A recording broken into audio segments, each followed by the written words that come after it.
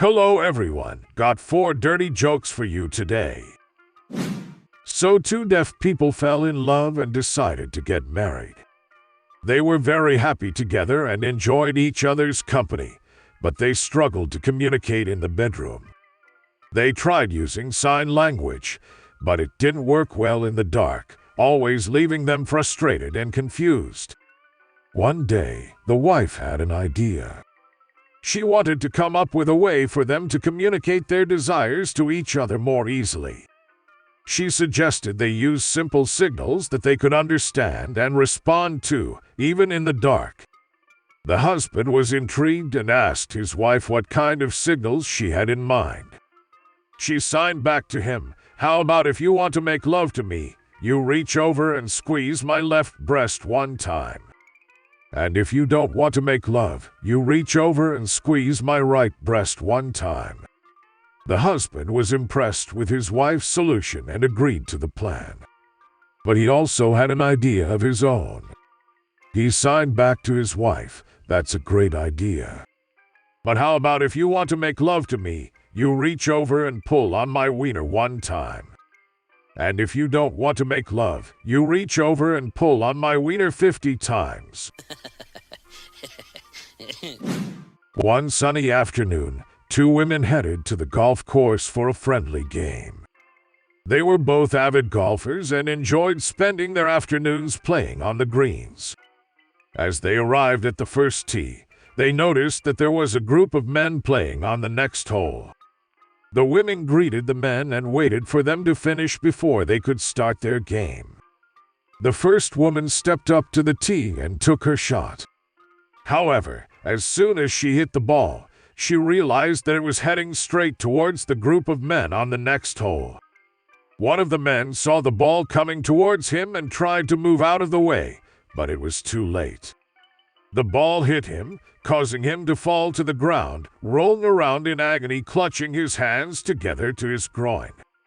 The woman who had hit the ball rushed over to him to apologize. As a physiotherapist, she knew she could help relieve his pain. "Please allow me to help," she said. "I'm a physiotherapist, and I know I could relieve your pain if you'll allow me."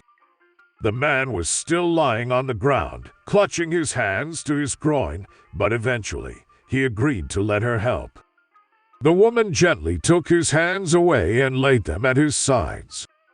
She loosened his trousers and put her hand inside, administering a tender and skillful massage for several long moments. Finally, she asked, "How does that feel?" The man replied, "It feels terrific, but my thumb still hurts like hell." One Sunday, a pastor told the congregation that the church needed some extra money and asked the people to prayerfully consider giving a little extra in the offering plate.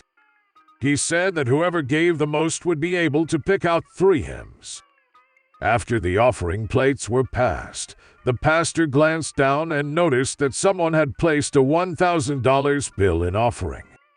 He was so excited that he immediately shared his joy with his congregation and said he'd like to personally thank the person who placed the money in the plate. A very quiet, elderly, and saintly lady all the way in the back shyly raised her hand. The pastor asked her to come to the front. Slowly, she made her way to the pastor. He told her how wonderful it was that she gave so much and in thanks asked her to pick out 3 hymns. Her eyes brightened as she looked over the congregation, pointed to the 3 handsomest men in the building and said, "I'll take him and him and him."